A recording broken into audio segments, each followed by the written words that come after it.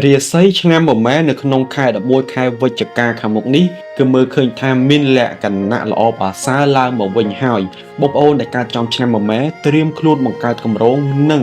ត្រៀមខ្លួននៅទទួលនៅភាពជោគជ័យឬក៏សមិទ្ធផលដែលយើងខំធ្វើពីដើមមកនិយាយអំពីបញ្ហាដែលយើងធ្លាប់ជួបពីមុនមកយើងហត់នឿយណាស់ទៅហើយយើងត្រូវតែចាប់យកឱកាសហេងនៅក្នុងខែ11នេះឲ្យបានអញ្ចឹងបងប្អូនដែលកើតចំឆ្នាំមួយម៉ែត្រៀមខ្លួនដើម្បីទទួលនៅរឿងសំណាងល្អលាភជ័យចូលកាន់ជីវិតយើងនៅក្នុងខែ11ខែវិច្ឆិកាហ្នឹងបងប្អូនចង់ដឹងដែរទេថាមនុស្សកាត់ឆ្នាំមួយម៉ែនឹងទទួលនៅរឿងហេងនិងរឿងសយខ្លះនៅក្នុងខែ11បងប្អូនកុំភ្លេចតាមដានវីដេអូមួយនេះរហូតដល់ចប់បងប្អូនជួយចុច Subscribe Like Share ម្នាក់មួយផងដើម្បីទទួលបានវីដេអូថ្មីៗជារៀងរាល់ថ្ងៃអញ្ចឹងបងប្អូនដែលកាត់ចំឆ្នាំមួយម៉ែខ្ញុំនឹងជំរាបប្រាប់អំពីលេខសំណាងអំពីពណ៌សំណាងនិងទិសសំណាងឲ្យបងប្អូនកាន់តែផ្ទុះលៀបហើយធ្វើការងារដែលខ្លួនឯងស៊ីការងារធ្វើឲ្យគេប្រកបមុខរបរជាមួយគ្រួសារនឹងឲ្យកាន់តែផ្ទុះលៀបទស្សនាងហើយចំនួនជួញដូរចិត្តឆ្ងាយក៏មានលៀបមានជ័យផងដែរអញ្ចឹងខ្ញុំជឿជាក់ថាពេលដែលបងប្អូនធ្វើតាមខ្ញុំបន្តិចបន្តួចហ្នឹងទៅបងប្អូននឹងទទួលបានលទ្ធផលល្អចូលកាន់ជីវិតបងប្អូនដោយមិនបាច់ចំណាយអីច្រើនទេអញ្ចឹងខ្ញុំសូមជម្រាបប្រាប់អំពីរឿងទស្សនវិជ្ជាអំពីមនុស្សកាត់ឆ្នាំមួយម៉ែនេះគឺប្រហែលរយៈខែមុនហ្នឹងគឺមានអារម្មណ៍ថាតបប្រមតឹងតែងមានអារម្មណ៍ថាធ្វើអីដូចជាចំណាយច្រើនដូចជាមិនកាក់កបទេក៏ប៉ុន្តែពេលចូលមកដល់នៅក្នុងខែ11នេះបងប្អូនមានអារម្មណ៍មួយថាសប្បាយរីករាយនៅក្នុងការដែលបងប្អូនខំធ្វើពីមុនមកបែបជាទទួលសមិទ្ធផលល្អប៉ុន្តែសមិទ្ធផលល្អនោះមិនបានដល់ 100%ទេបានត្រឹម 70% គឺបងប្អូនសប្បាយចិត្តណាស់ទៅហើយឬក៏ត្រឹម 60% ក៏បងប្អូនសប្បាយចិត្តដែរព្រោះអីដោយសារតែប្រហែលខែមុនបងប្អូនធ្វើអត់បានត្រឹម 50% ប៉ុណ្ណឹងហើយដល់ខែ11បងប្អូនបែបជាទទួលបាននៅសមិទ្ធផលរហូតដល់ 70% អញ្ចឹងមានអីត្រូវពិបាកចិត្តទៀតបងប្អូនមានតែទទួលនៅរឿងល្អរឿងហេជួយកាន់ជីវិតបងប្អូនអញ្ចឹងខ្ញុំសូមជម្រាបប្រាប់អំពីទស្សនវិជ្ជាទូទៅអំពីមនុស្សដែលកើតចំឆ្នាំមួយម៉ែនេះមួយម៉ែគឺជាឆ្នាំមួយដែលធ្វើការឲ្យគេឲ្យធ្វើការជាមួយក្រុមហ៊ុនផ្សេងៗឬស្ថាប័នផ្សេងៗគឺមើលឃើញថានៅក្នុងខែ11គឺមានឱកាសច្រើននៅក្នុងការប្រកួតប្រជែងការងារបង្ហាញស្នាដៃដើម្បីទទួលបាននៅលាភជ័យនៅក្នុងឆ្នាំ2026ខាងមុខអញ្ចឹងបងប្អូនអាចថាបញ្ចេញស្នាដៃពីខែ11នេះទៅដើម្បីទទួលបានលទ្ធផលល្អនិងលុយកាក់ចូលមកកាន់ជីវិតយើងអំពីការឡើងប្រាក់ខែឬក៏គេលើកតម្កើងយើងទៅកាន់មុខតំណែងផ្សេងទៀតឬក៏តួនាទីផ្សេងទៀតបងប្អូនដែលកើតឆ្នាំមួយម៉ែបងប្អូនអាចរៀបចំឯកសារ CV ថ្មីឬប្រវត្តិរូបសង្ខេបបងប្អូនទៅapply update ការងារទៅកាន់ក្រុមហ៊ុនផ្សេងទៀតបាននៅក្នុងខែ11នេះបងប្អូននឹងទទួលបានជាទីគាប់ចិត្តហើយក៏បងប្អូននឹងទទួលបានថាមពលហេងចូលមកកាន់ជីវិតបងប្អូនផងដែរជុំបងប្អូនធ្វើទៅបងប្អូនកុំខ្លាចបងប្អូនសាក់លបងទៅបើរិស័យបងប្អូនរុញច្រានបងប្អូនហេងហើយបងប្អូនរុញកម្លាំងចិត្តខ្លួនឯងទៀតបងប្អូនជឿជាក់ឲ្យខ្លួនឯងទៀតបងប្អូននឹងទទួលបានលទ្ធផលល្អអញ្ចឹងរឿងសយអាចថាមានត្រឹម 30% ទេរឿងហេង 70% អញ្ចឹងបងប្អូនធ្វើទៅមានអីល្អហើយក៏ទទួលនៅភាពជោគជ័យហ្នឹងអបអរសាទរលើខ្លួនឯងទៅអញ្ចឹងរឿងហេងនឹងរងចាំបងប្អូននៅក្នុងការងារថ្មីហើយនឹងមានស្នាដៃជាច្រើនបងប្អូនដែលកាត់ឆ្នាំមួយម៉ែមិនបាច់លាក់ទេបញ្ចេញចុះអញ្ចឹងការងារយើងនឹងទទួលបានផលល្អហើយនៅក្នុងខែ11ហ្នឹងរហូតដល់ចុងឆ្នាំ2025ហើយសម្រាប់អំពីអ្នករកស៊ីវិញអ្នករកស៊ីឃើញថា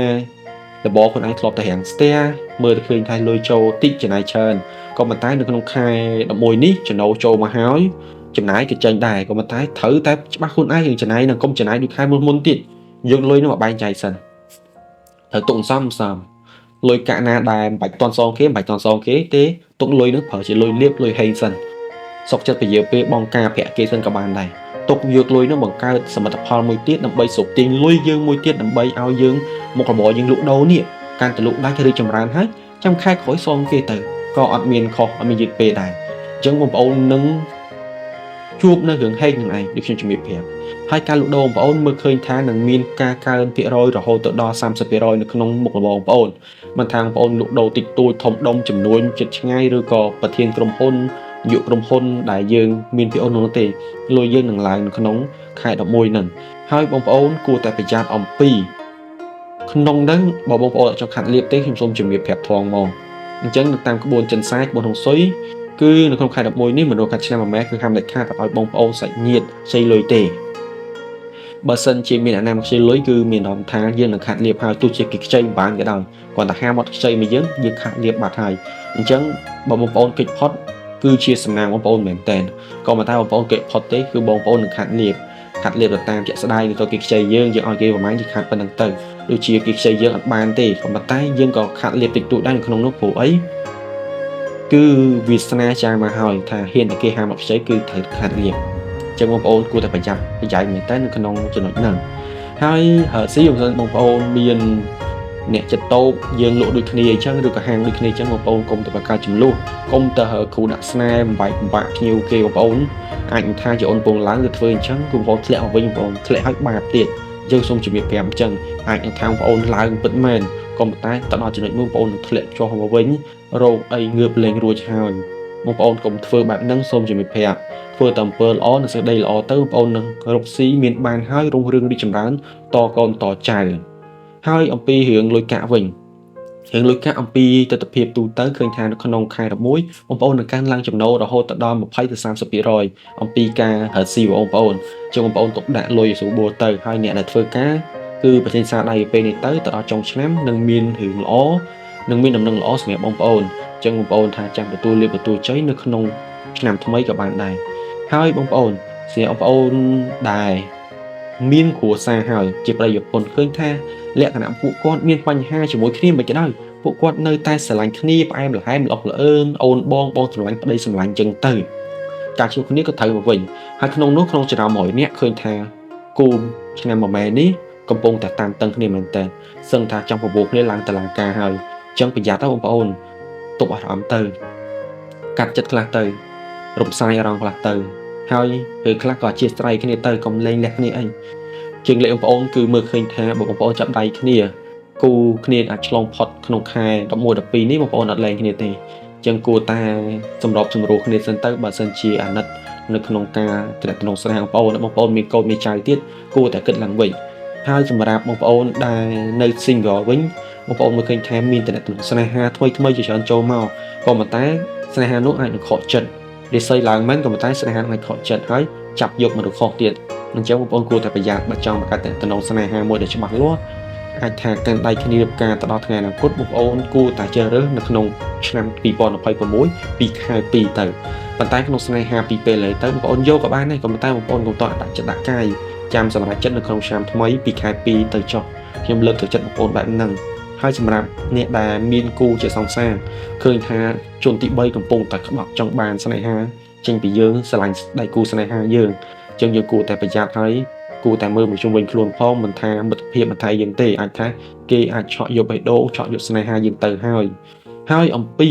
ទស្សនវិជ្ជារឿងសុខភាពវិញបងប្អូនដែលកើតចំឆ្នាំមួយម៉ែហ្នឹងគឺមើលឃើញថាសុខភាពរបស់ខ្លួនឯងគឺមានលក្ខណៈថាល្អប្រសើរក៏ប៉ុន្តែនៅក្នុងនោះមើលឃើញថាបុគ្គលមួយចំនួនមិនថាចាស់មិនថាក្មេងទេ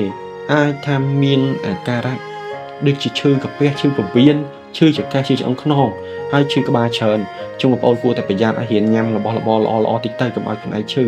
ហើយមួយវិញទៀតធ្វើលំហាត់ប្រាណខ្លះទៅកុំបដោតទៅលើរឿងអាស៊ីការងារពេកធ្វើឲ្យសុខភាពមិនធ្លាក់ចុះហើយយើងធ្លាក់ចុះតាមនឹងដែរខ្ញុំសូមជំរាបប្រាប់បែបហ្នឹងហើយមនុស្សចាស់វិញប្រយ័ត្ននឹងជំងឺលើសឈាមជំងឺប្រចាំកាយនៅក្នុងខែ11រាសីឡើងមែនក៏ប៉ុន្តែ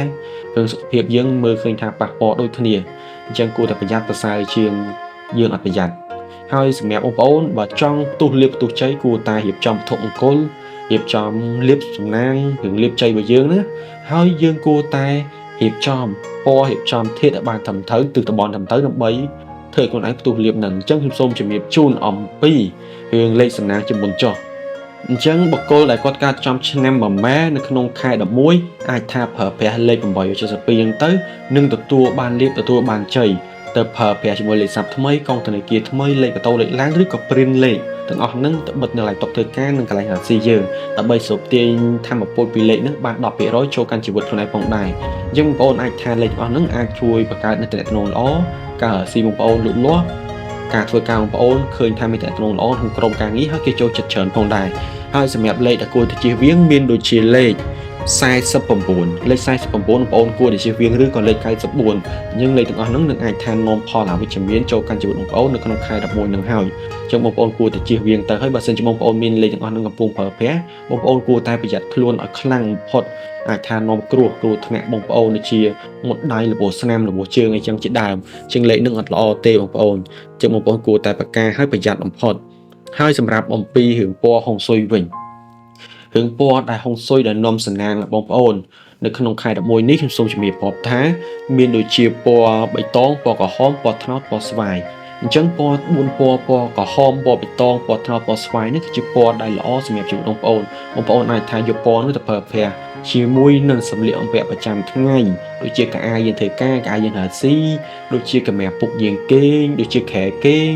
តុកយើងធ្វើការកៅអីយើងបតូឡានយើងបងប្អូនរាប់មើលថាអាចឆ្នៃទៅបានឬក៏វត្ថុមង្គលដូចជាបតោខ្សែកអង្កាំខ្សែដៃនេះដូចជាអង្កាំខ្សែដៃដែលយើងពាក់អញ្ចឹងយើងអាចថារៀបចំពណ៌ហុងស៊ុយយើងឲ្យត្រូវចំធាតុដែលយើងពាក់រាល់ថ្ងៃនឹងទៅគឺល្អប្រសើរតែម្ដងឬក៏ថាយើងរៀបចំវត្ថុមង្គលដូចជាហូបពពែដែលកំពុងតែរៀបចំដើម្បីឆ្នាំក្រោយពីឥឡូវទៅយើងនឹងផ្ទុះលៀបផ្ទុះជ័យតែម្ដងអញ្ចឹងហូបពពែហើយយើងកើតចំឆ្នាំមួយម៉ែទៀតយើងរៀបចំហុងស៊ុយយើងទៅនឹងទទួលបានលៀបទទួលបានជ័យអញ្ចឹងហូបពពែហ្នឹងគេយកទៅតាំងនៅកន្លែងធ្វើការកន្លែងហើស៊ីជានាងផ្ទះកន្លែងលក់ដូរហ្នឹងក៏បានដែរអញ្ចឹងនឹងនាំផលល្អនាំលៀបនាំជ័យនាំសំណាងល្អមកកាន់ជីវិតបងប្អូនអញ្ចឹងខ្ញុំសូមជំរាបប្រាប់បែបហ្នឹងអំពីពណ៌សំណាងហើយពណ៌សំណាងបងប្អូនប្រើជាមួយរកលុយក៏បានដែររកលុយបងប្អូនទិញចំពណ៌នោះទៅក៏ហេងដែរហើយមួយវិញទៀតគឺពណ៌ដែលគួរតែជៀសវាងអំពីមនុស្សកាច់ឆ្នាំមួយម៉ែននៅក្នុងខែ11នេះកុំឲ្យខាតលៀបមកជប់ពងសយជុំបងប្អូនគួរតែជៀសវាងពណ៌ដូចជាពណ៌ខៀវពណ៌ផ្ទៃមេឃពណ៌មាសពណ៌ប្រាក់អីហ្នឹងបងប្អូនជៀសវាងទៅកុំឲ្យបងប្អូនជួបនៅរឿងសយរឿងអត់ល្អចូលកាន់ជីវិតអញ្ចឹងពណ៌ទាំងអស់ហ្នឹងវាជាមិនជួយឲ្យបងប្អូនជួបនៅរឿងល្អទេអញ្ចឹងខ្ញុំសូមជម្រាបប្រាប់បែបហ្នឹងហើយសម្រាប់បងប្អូនដែលកើតចំឆ្នាំមួយម៉ែនទៀតផងខ្ញុំចង់ជំរាបប្រាប់អំពីរឿងទិសសំណាងថាទិសណាខ្លះដែលអាចឲ្យបងប្អូនជួបនៅរឿងល្អហើយធ្វើឲ្យបងប្អូនស៊ីទៅមានបានគេចផុតពីរឿងសយហើយយើងបាយក្បាលក្រែគេងយើងកន្លែងធ្វើការយើងទៅទិសហេងនឹងអាចជាឆ្ងាយពីទិសសយដើម្បីយើងសូបទាញថាមពលហេងចូលកាន់ជីវិតយើងអញ្ចឹងខ្ញុំនឹងជំរាបប្រាប់អំពីទិសនឹងឲ្យបងប្អូនបានដឹងអញ្ចឹងទិសសំណាងសម្រាប់មនុស្សដែលកើតចំឆ្នាំមួយម៉ែនឹងមានដូចជាទិសខាងត្បូងទិសខាងជើងនិងទិសខាងកើតទិសទាំង3ហ្នឹងបងប្អូនអាចរៀបចំក្បាលតនេគេដូចខ្ញុំជំរាបប្រាប់ចឹងទៅកន្លែងអាស៊ីចឹងទៅដើម្បីសូបទាញថាមពលហេងចូលកាន់ជីវិតបងប្អូនចង់តាំងរូបមង្គលកាន់ទិសហ្នឹងក៏ល្អដែរក្នុងខែ11នឹងសូបទាញថាមពលហេងបងប្អូនតាំងដូចជារូបដែលតំណាងឲ្យសូបទាញលុយក៏យើងយកទៅតាំងទៅដើមឈើដែលសូបទាញលុយក៏យើងតាំងនៅទិសហេងទៅយើងនឹងទទួលបាននៅរឿងហេងចឹងយើងចង់ជួសជុលផ្ទះនៅទិនក៏បានចង់ទៅទិញដីថ្មីផ្ទះថ្មីចំទិសហេងនឹងក៏បានដែរចឹងក៏នាំរឿងហេងចូលកាន់ជីវិតយើងផងដែរហើយអ្វីដែលយើងធ្វើទៅបានដូចជាយើងប្រជុំបានមុខទិសហេងទៅយើងជាអ្នកដឹកនាំគេយើងជាតកែគេយើងជាចៅហ្វាយនេះគេយើងគួរតែជ្រើសរើសទិសហេងដើម្បីទៅប្រជុំឬក៏ពិភាក្សាការងារជាមួយគ្នានឹងឲ្យយើងមានអត្ថប្រយោជន៍ហើយនិយាយទៅជឿជាក់ដូចយើងទៅចូលរួមជួញដូររឿងចំនួនផ្សេងក៏ដូចគ្នាដែរអញ្ចឹងបងប្អូនគួរតែជ្រើសរើសពណ៌ទិសហ្នឹងទៅរឿងលេខសំណាងទៅចរចាជាមួយគេគឺមានភាគរយល្អណាស់សំខាន់សម្រាប់ជីវិតបងប្អូនហើយបងប្អូនគួរតែជៀសវាងទិសអាធ្នេយ៍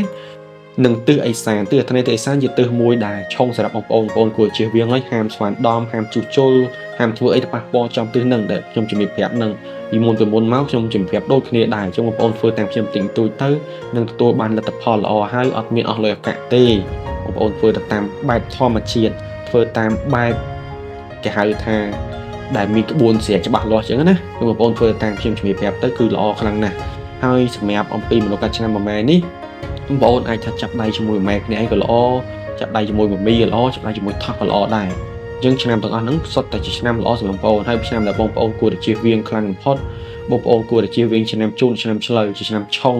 ជាមួយបងប្អូនហើយធ្វើបងប្អូនដាក់មែនតើនៅក្នុងការហើស៊ីនិងការរស់នៅអាចថាកើតឡើងមានចំនួនសាឆ្នាំហ្នឹងក៏អាចមានដែររាសីមនុស្សដែលកើតចំឆ្នាំវោកនៅក្នុងខែ11ខែវិច្ឆិកាខាងមុខនេះគឺមើលឃើញថាមានលក្ខណៈមានសម្ពាធទាំងការងារមានសម្ពាធទាំងការហើស៊ីនៅក្នុងក្រុមគ្រួសារនិងនៅក្នុងការរស់នៅក៏មានបញ្ហាផងដែរឆ្នាំវោកចូលទៅដល់ខែ11ប៉ះជាមួយនឹងខែកុលគឺជួបប្រទះទៅលើរឿងឆុងរហូតដល់90ទៅ100%បងប្អូនគួរតែរៀបចំវត្ថុមង្គលឬក៏លេខសំណាងឬក៏ ពណ៌សំណាងគឺសំណាងទៅដើម្បីកែឆុងបងប្អូនតិចតួចបើសិនជាបងប្អូនមិនចង់ចំណាយថវិកាទៅរៀបហុងស៊ុយដើម្បីកាត់ឆុងហ្នឹងអញ្ចឹងបងប្អូនចង់ដឹងដែរទេថាមនុស្សដែលកើតចំឆ្នាំវោកនៅក្នុងខែ11ខែវិច្ឆិកាជួបនៅរឿងរ៉ាវអ្វីខ្លះបងប្អូនកុំភ្លេចតាមដានវីដេអូមួយនេះរហូតដល់ចប់បងប្អូនជួយចុច Subscribe Like Share ម្នាក់មួយផងដើម្បីទទួលបាននៅវីដេអូថ្មីៗជារៀងរាល់ថ្ងៃអញ្ចឹងខ្ញុំសូមជម្រាបជូនទៅដល់បងប្អូនដែលបានកើតនៅចំឆ្នាំវោកនៅក្នុងខែ11នេះបងប្អូននឹងមានលក្ខណៈភាពតានតឹងជាជាងខែ10ទៅទៀតបងប្អូននឹងជួបប្រទះទៅលើបញ្ហាជាច្រើនការសោកស្មាយសម្ពាធអំពីបញ្ហាគ្រួសារហើយបងប្អូនដែលកាត់ឆ្នាំវោកទៀតខ្លះទៀតនោះក៏អាចថាបាត់បង់សមាជិកគ្រួសារផងដែរអញ្ចឹងបងប្អូនដែលកាត់ឆ្នាំវោកគួរតែប្រុងប្រយ័ត្នអំពីទៅលើបញ្ហាគ្រប់បែបយ៉ាងទាំងអស់តែម្ដងអញ្ចឹងបងប្អូនកុំធ្វេសប្រហែសហើយជាពិសេសនោះបងប្អូនគួរតែប្រយ័ត្នអំពីមនុស្សជុំវិញខ្លួនដូចជាមិត្តភ័ក្តិដូចជាការដែលឲ្យខ្ចីលុយដូចជាជឿជាក់លើអ្នកណាម្នាក់អំពីរឿងផ្លូវច្បាប់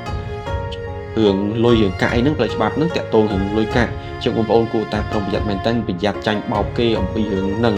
អញថាគេនាំយើងទៅទិញដីធ្លីអីចឹងបោកប្រាក់យើងទៅទិញអីចឹងបោកប្រាក់យើងទៅឬក៏គេឲ្យដាក់លុយបង្កក់អីផ្សេងទៀតណាបងប្អូនគួរតែប្រុងប្រយ័ត្នអញ្ចឹងឃើញតែជើងលេខនឹងធ្លាក់នឹងមានមនុស្សចូលបោកប្រាស់យើងហើយអំពីរឿងស្នេហាវិញនោះក៏ឃើញថាមានមនុស្សធ្វើបាបផ្លូវចិត្តយើងធ្វើឲ្យយើងឈឺចាប់ឈឺបេះដូងហើយស្នេហាយើងចេះតែមានបញ្ហាតែម្ដងអញ្ចឹងបងប្អូនខ្ញុំសូមជម្រាបជូនអំពីមនុស្សដែលកើតចំឆ្នាំវោកនៅក្នុងខែ11ហ្នឹងថាទស្សនវិជ្ជាការងារស្ដែងរបស់គាត់ជួបនៅរឿងអ្វីខ្លះបងប្អូនមនុស្សដែលកើតចំឆ្នាំវោកនៅក្នុងខែ11សម្ពាធការងារគឺចូលមកទម្លាក់លើស្មាគាត់តែម្ដងថាខែ10គឺមានបញ្ហារវល់ច្រើនមានបញ្ហាស្មុគស្មាញច្រើនហើយក៏ប៉ុន្តែហេតុអីក៏ចូលដល់ខែ11នេះបែបជាមានបញ្ហារឿងរ៉ាវជាច្រើនដែលត្រូវដោះស្រាយការងារគេមកបកាច់ទម្លាក់កំហុសការងារចេះតែមានច្រើនទៅអាគុណសម្បត្តិនិងគុណប្រយោជន៍ដូចជាអត់មានសោះតែម្ដងអញ្ចឹងក៏ធ្វើឲ្យមនុស្សដែលកើតចំឆ្នាំវោកនេះគឺមានបញ្ហានិងសម្ពាធផ្លូវចិត្តមែនតើពីរឿងការងារឯក្រុមការងារនោះគិតតែប្រយ័ត្នតខ្លួនពេលដែលមានបញ្ហាអត់ជួយដោះស្រាយទេយកតែលេះយកតែរួចខ្លួនហេតុអីក៏ប្រើពាក្យថាក្រុមការងារបងប្អូនដែលកើតឆ្នាំវោកនៅក្នុងខែ11ប្រយ័ត្នមែនតើអំពីមិត្តរួមការងារខ្ញុំសូមជម្រាបប្រាប់អញ្ចឹងហើយអំពីមិត្តភាពក្នុងក្រុមការងារក៏គួរតែស្ងាត់ស្ងៀមដែរកុំបញ្ចេញរឿងរ៉ាវអាថ៌កំបាំងផ្សេងទៅកាន់អ្នកដែលយើងស្គាល់អាចថាគេនយោរឿងរ៉ាវទាំងអស់នោះមកវាយប្រហារបងប្អូនឲ្យបងប្អូនរាំងស្ទះនៅលើការងារហ្នឹងពេញមួយខែក្នុងខែ11បងប្អូនគឺងើបអត់ចង់រួចទេបងប្អូនអាចនឹងមានសម្ពាធផ្លូវចិត្តចង់ឈប់ពីការងារហ្នឹងអញ្ចឹងសូមជំរាបប្រាប់ទូទ្រោះបែបហ្នឹងហើយរឿងហើយទៀតបងប្អូនជាមនុស្សដែលវ័យឆ្លាតស្រាប់ហើយជាមនុស្សដែលធ្លាប់ជួយគេរួចហើយអញ្ចឹងបើយើងមានជួបមានបញ្ហាខ្ញុំជឿជាក់ថាបកគោដែលគាត់កាត់ចំឆ្នាំមុនគាត់អាចដោះស្រាយបានក៏ប៉ុន្តែគាត់ថាអារម្មណ៍រៀងតឹងតែងតិចរៀនទុកកំហឹងទៅកុំប្រើប្រាស់កំហឹងទៅដោះស្រាយបញ្ហាអត់ល្អទេហើយរឿងដែលយើងធ្លាប់ជួយគេពីមុនមកគួរតែដកឃ្លាកុំសូវជួយគេពេកឬក៏កុំជួយគេតែម្ដងនៅក្នុងខែ11ហ្នឹងកុំឲ្យយើងមានបញ្ហាមានគ្រោះភ័យអញ្ចឹងបងប្អូនគួរតែចងចាំអ្វីដែលខ្ញុំជំរាបប្រាប់ហើយបងប្អូនបើសិនជាបងប្អូនជាអ្នករស់ស៊ីវិញអញ្ចឹងបងប្អូនជាអ្នករស់ស៊ីក៏មានសម្ពាធរឿងលុយកាក់តឹងតែងភ្ញៀវអីដូចជាស្បោយជាងខែមុនជាងក្នុងខែ11នេះបងប្អូនអាជីវកម្មបងប្អូនគួរតែសង្កេតមើលមែនតើបើចង់ឲ្យបងប្អូនលក់ដាច់បងប្អូនឃើញថាបើសិនបងប្អូនអត់ខ្វល់ទេចេះបដោយទៅតាមគេហៅថាយថាកម្មមុខរបរអាស៊ីបងប្អូនគឺមួយចំនួនធំខ្ទង់ចន្លោះ80ទៅ 90% នៃមនុស្ស100នេះគឺគាត់នឹងជួបប្រទះទៅលើបញ្ហារាំងស្ទះក្នុងការលក់ដូរអត់ដាច់មានអារម្មណ៍ថាមកបាំងបិទមុខឬក៏លក់អីទៅវិចិត្ររាំងស្ទះភ្ញៀវចាស់ភ្ញៀវថ្មីអត់ចូលមករកគាត់ទេអញ្ចឹងបងប្អូនប្រយ័ត្នមែនតើហើយជាពិសេសនោះគឺអាចថាប្រយ័ត្នមានអ្នកណាស្អប់យើងគេប្រើមុនអគុំខ្មៅមុនអគុំងងឹតមកបាំងមុខបាំងរិស័យយើងកុំឲ្យយើងលក់ដូរដាច់ហើយធ្វើឲ្យយើងនឹងមានបញ្ហាតែម្ដងរឿងអាគមសមអាយុនេះជាទូទៅគឺបងប្អូនខ្មែរយើងចូលចិត្តណាស់ទៅរកគ្រូខ្មែរអាគមទៅធ្វើបាបនេះធ្វើបាបអ្នកនោះហើយប្រកួតប្រជែងគ្នារឿងស្នេហ៍រឿងអីហ្នឹងគឺមានពិតមែនបងប្អូនគួរតែប្រយ័ត្នហើយបងប្អូនផឹកឡើងក្រោយពីគេអត់មានអារម្មណ៍អត់ល្អមានអារម្មណ៍ថាកើស៊ីបងប្អូនមើលទៅដូចជាមិនសូវរលូនខ្ញុំសូមជំរាបប្រាប់ហៅថាងាយស្រួលបំផុតបងប្អូនយកអំបិលគោះ3ក្តាប់បាច់នៅមុខកន្លែងរស៊ីបងប្អូនចេះ3បោយនៅមុខកន្លែងរស៊ីបងប្អូននិយាយថាសូមឲ្យគោះចង្ងាយចេញឲ្យឆ្ងាយសូមឲ្យលាបសំណាងចូលមកវិញ ភពអមនុស្សទាំងឡាយឬក៏អ្វីដែលយើងមើលមិនឃើញសូមឲ្យរលាយបាត់ពីមុខយើងសូមឲ្យទេវតាចុះមកគ្រប់គ្រងយើងសូមឲ្យមុខរបរដែលយើងរកស៊ីនឹងគឺមានសភាពមានបានមកវិញចឹងបងប្អូនធ្វើតាមខ្ញុំតិចតួចទៅហើយបើសិនជាធ្វើហើយអត់មានផលប្រយោជន៍មកខ្លួនយើងវិញទេបងប្អូនអាចថាតាក់ទងមកខ្ញុំមកតាម comment នឹងក៏បានតាម Telegram ក៏បានដែលខ្ញុំនឹងជំរាបប្រាប់ជូនអំពីរបៀបកាប់ឆុងនានាដែលត្រូវធ្វើឲ្យបងប្អូននឹងជួបប្រទះទៅលើនឹងហេងមកវិញ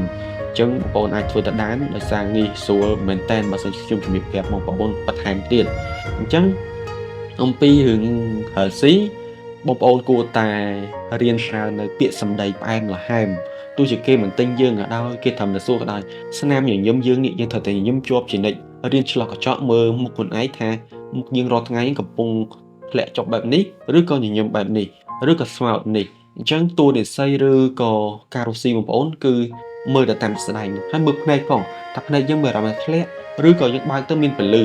យើងមើលថ្ងាសយើងផងយើងមើលមុខមាត់យើងផងបើមានកន្លែងណាស្អាប់ឬក៏ខ្មៅហើយជាមានរឿងបញ្ហាហើយចូលក្នុងជីវិតយើងក្នុងខែមួយបងប្អូនគួរតែប្រយ័ត្នឲ្យមែនតើនៅក្នុង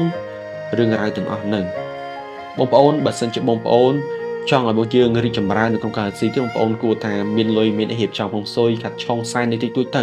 ឬក៏ពាក់វត្ថុមង្គលដូចជាអង្កាំខ្សែដៃដែលតំណាងធាតុបងប្អូនសូបទាញលៀបរឿងជ័យហើយជាផុតពីគ្រោះជាផុតពីភ័យនិងរឿងស៊ុយនានាអញ្ចឹងបងប្អូនអាចថារៀបចំពាក់មួយខ្សែទៅហើយចង់ពាក់ឲ្យថ្លឹងធាតុឲ្យត្រូវទៅផងនោះបងប្អូនអាចឆាតមកខ្ញុំផ្ទាល់បាន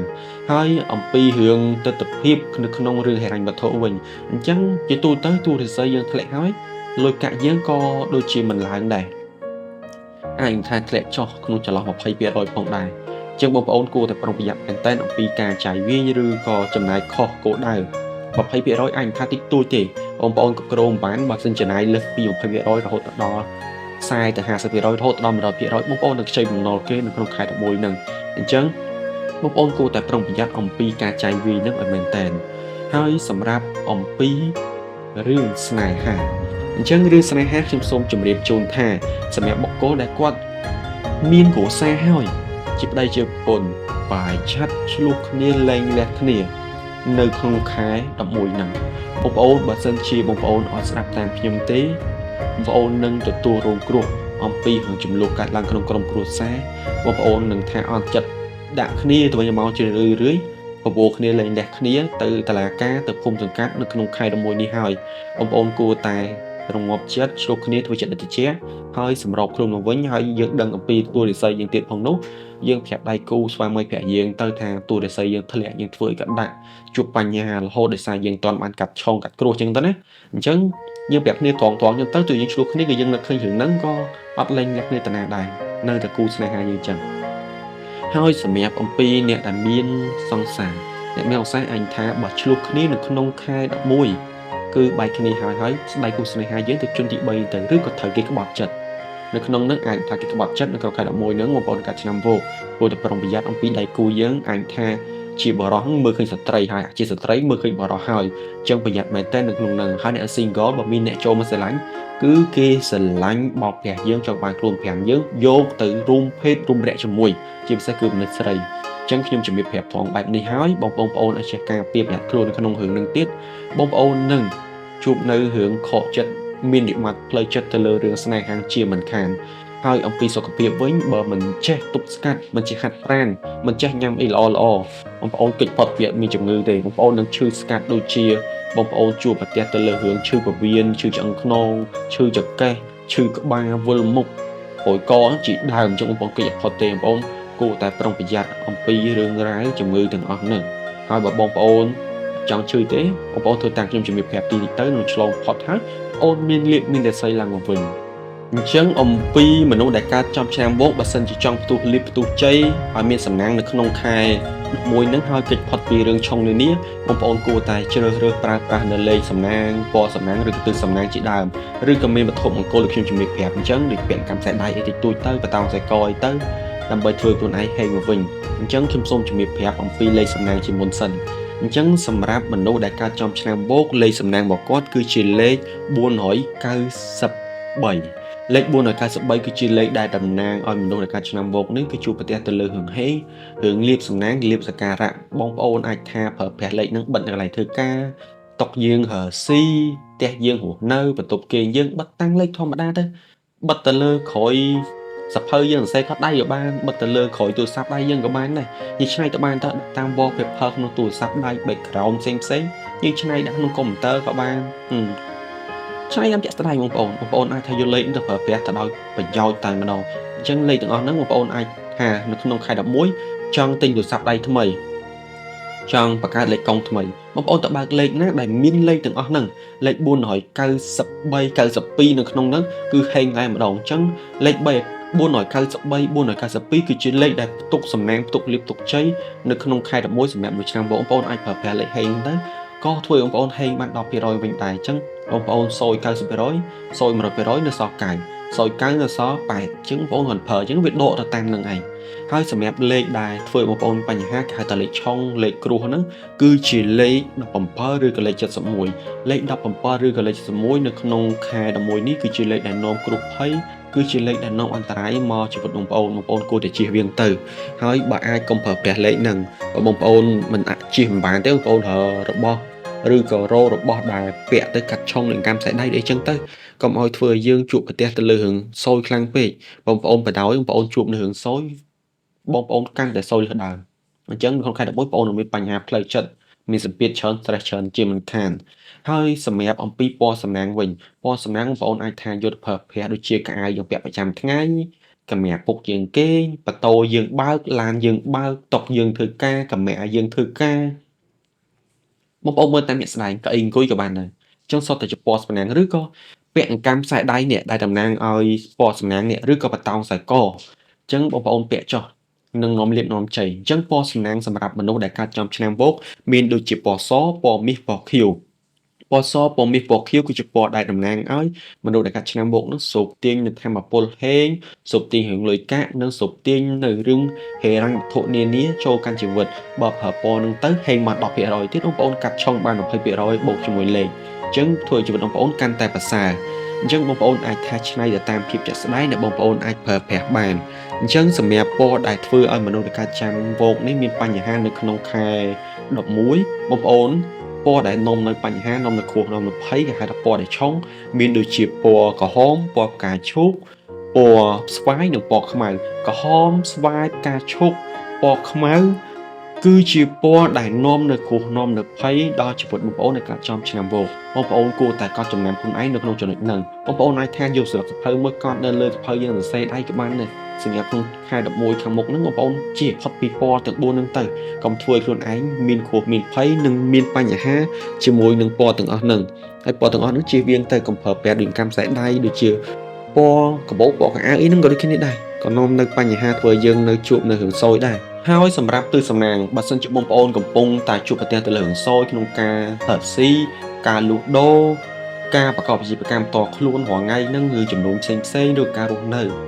ជាមួយគ្រួសារមានបញ្ហាជាមួយដៃគូស្នេហាមានបញ្ហាបងប្អូនគួរតែរៀបចំទិសតំបន់ក្បាលតំណែងគេងក្រែគេងតុធ្វើការទាំងអស់ហ្នឹងបែរទៅចំទិសហេងបែរជាចំទិសលៀបដើម្បីសូកទាញធម្មពលហេងចូលកាន់ជីវិតយើងអញ្ចឹងបងប្អូនដែលកើតចំឆ្នាំវោកគួរតែបែរទៅទិសខាងជើងទិសពីយប់ទិសខាងលិចនិងទិសនិរដីអញ្ចឹងទិសទាំង4ហ្នឹងគឺជាទិសដែលហេងសម្រាប់ជីវិតបងប្អូនដែលធ្វើបងប្អូនសូកទាញលៀបសូកទាញសំណាងចូលក្នុងជីវិតបងប្អូនបានហើយជាឆ្ងាយពីរឿងសោយហើយកើនឡើងហេងរហូតដល់10%នៅក្នុងការរស់នៅក្នុងខែ11បើសិនជាបងប្អូនប្រើប្រាស់ទិសទាំង4ហ្នឹងអញ្ចឹងទិសទាំង4ហ្នឹងខ្ញុំសូមជំរាបប្រាប់ម្ដងទៀតមានដូចជាទិសខាងជើងទិសពីយប់ទិសខាងលិចនិងទិសនិរដីអញ្ចឹងទិសទាំង4ហ្នឹងគឺជាទិសហេងទិសលៀបទិសជ័យទិសនាំសំណាងមកកាន់ជីវិតបងប្អូនអញ្ចឹងបងប្អូនអាចប្រើប្រាស់ទិសទាំងអស់ហ្នឹងបានហើយសម្រាប់ទិសដែលសោយទិសដែលឆុងទិសដែលនាំនឹងអន្តរាយដល់ជីវិតបងប្អូនដែលកើតចំឆ្នាំវោកបងប្អូនគួរតែជៀសវាងទិសឦសាននិងទិសអាគ្នេយ៍ទិសឦសានទិសអាគ្នេយ៍ក្នុងខែ11ពេញតែម្ដងបងប្អូនត្រូវតែជៀសវាងកុំប្រើប្រាស់ទិសពីរហ្នឹងបងប្អូនគួរតែប្រើប្រាស់ទិសផ្សេងទៀតដែលនាំនឹងសំណាងនាំនឹងលៀបនាំនឹងជ័យធ្វើឲ្យបងប្អូនហ្នឹងជួបប្រទះទៅលើហេងហេងនៅក្នុងខែ11ហ្នឹងបូកជាមួយនឹងលេខបូកជាមួយនឹងពណ៌បូកជាមួយនឹងទិសហ្នឹងបាន30%មកវិញអញ្ចឹងបងប្អូននឹងទទួលបាននៅរឿងហេង30%ក្នុងជីវិតបងប្អូននៅក្នុងខែ11ហ្នឹងហើយក៏គេចផុតពីរឿងសោយនានាបានចន្លោះ30%ផងដែរអញ្ចឹងរឿងងាយបំផុតដែលបងប្អូនធ្វើទៅអត់ចំណាយលុយអត់ចំណាយថវិកាតែផលប្រយោជន៍បានតាមជាក់ស្ដែងដែលយើងខំធ្វើអញ្ចឹងបើយើងអត់មានថវិកាទៅរៀបចំកែឆុងឬក៏ជាវបកាត់ឆុងទេយើងធ្វើទៅតាម ធម្មជាតិហ្នឹងទៅបាន 30% ដែរហើយយើងប្រចាំទៀតទៅអាចនឹងថាគ្រឿងសូយវាចេញពីយើងបានខ្ទង់ចន្លោះពី30ទៅ 40% ហើយគ្រឿងហេងចូលជីវិតយើងវិញបានខ្ទង់ចន្លោះ30ទៅ 40% ដូចគ្នាដែរអញ្ចឹងបងប្អូនអាចធ្វើទៅបានហើយបើសិនជាបងប្អូនមានចម្ងល់ចង់សាកសួរខ្ញុំបានអំពីបញ្ហានានាអំពីមនុស្សកាត់ឆ្នាំមកនោះបងប្អូនអាច comment សាកសួរខ្ញុំបានជាចុងក្រោយខ្ញុំបាទសូមអរគុណសូមគោរពលា